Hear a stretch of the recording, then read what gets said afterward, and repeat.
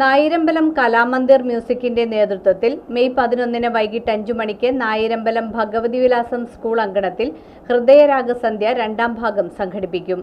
പ്രശസ്ത ഗാനരചയിതാവ് ശ്രീകുമാരൻ തമ്പി ഉദ്ഘാടനം ചെയ്യും.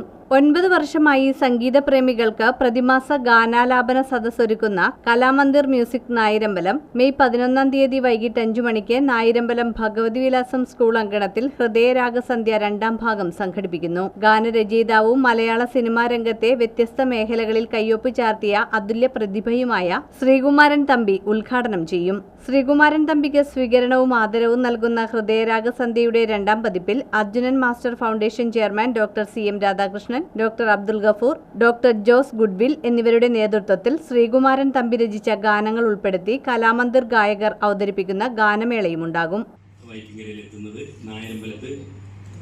നമ്മുടെ BVHS ഗ്രൗണ്ടിൽ അപ്പോൾ കലാമന്ദിർ ഒരുക്കുന്ന ഗാനമേള ഉദ്ഘാടനം ചെയ്യുക, അതിനാണ് പ്രധാനമായി അദ്ദേഹം വരുന്നത്. അതോടൊപ്പം അദ്ദേഹത്തെ ഞങ്ങൾ ആദരിക്കുകയും ബഹുമാനിക്കുകയും ചെയ്യുന്ന ഒരു ചടങ്ങ് കൂടി ഉണ്ടാവും. വേറെ എന്തൊക്കെയാണുള്ളത്?